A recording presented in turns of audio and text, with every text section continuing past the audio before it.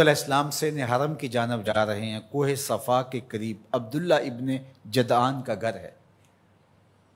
قریب سے گزرے تو آگے سے ابو جہل آ رہا ہے۔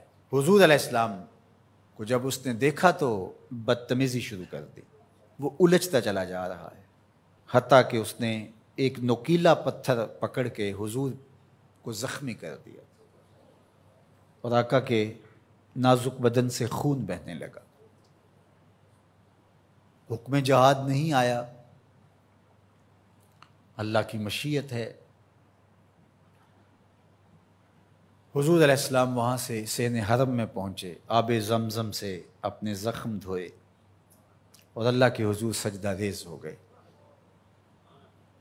مالک تیرے رنگ، یاری تیری سونا پر ازمیشاں تیریاں اگ، سونا پرکھیا جامدہ ہے نال اگاں دے لگ۔ حضور کے چچا حمزہ بن عبد المطلب ابھی اسلام نہیں لائے تھے، شکار کرنے گئے ہوئے تھے۔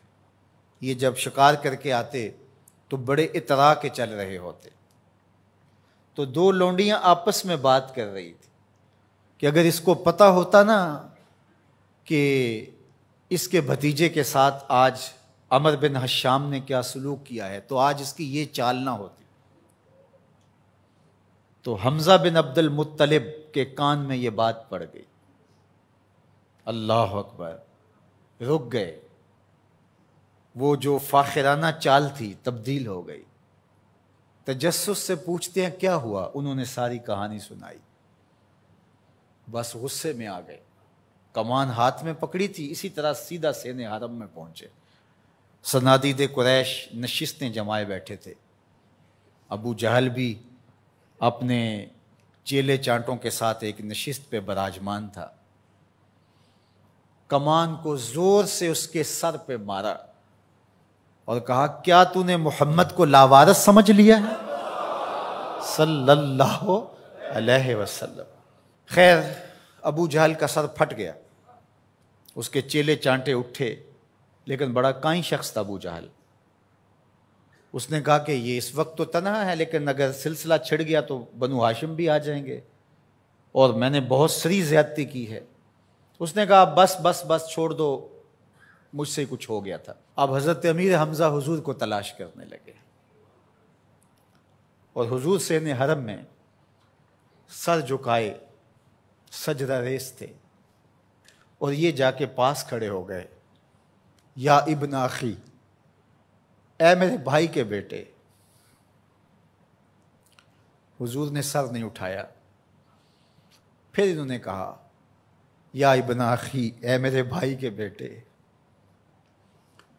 حضور پھر سجدے میں سر رکھ کے رو رہے ہیں، پھر انہیں تیسری مرتبہ کہا یا ابن اخی، اے میرے بھائی کے بیٹے۔ حضور سجدہ ریز ہے۔ میاں صاحب فرماتے ہیں اسی کسے دے کچھ نہیں لگ دے تے نہ کوئی ساڈا دردی۔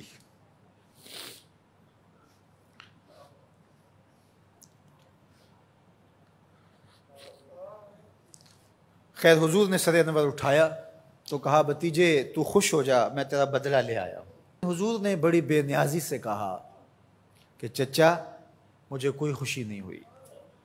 کہا میں اتنے بڑے سورما کا سر پھاڑ آیا ہوں۔ کہا مجھے کوئی خوشی نہیں ہوئی۔ بخت یاوری کر رہا تھا۔ دوسرا جملہ کہا تم کیسے خوش ہو گئے؟ کہا جس رب کو میں مانتا ہوں اس کو تم بھی مانو، یہ میری خوشی کا سامان ہے، اگر مجھے یہ دے سکتے ہو تو کہا پھر دیر نہ کیجئے، ابھی اپنی غلامی میں شامل کر لیجئے۔ یہ ہوتی ہے اپنے مشن کے ساتھ وابستگی۔ ہم اپنے چھوٹے چھوٹے سطحی مفادات کی وجہ سے کتنے بڑے دینی نقصان کر دیتے ہیں، اور ہم جان رہے ہوتے ہیں کہ میری اس ذات سے یہ نقصان ہو رہا ہے، لیکن ہمارا نفس اتنا بڑا ہوتا ہے۔ لیکن یہاں مشن کے ساتھ وابستگی دیکھیے۔ وہ کہتے ہیں کہ بھتیجے بتاؤ تم کیسے راضی ہوتے ہو؟ تو جو حضور بولتے ابو جہل کے ٹکڑے ٹکڑے ہو چکے ہوتے چند لمحوں کے بعد، لیکن کہا نہیں، میں اس سے راضی ہوتا ہوں کہ جس رب کو میں مانتا ہوں وہ اس کو تو مان لے.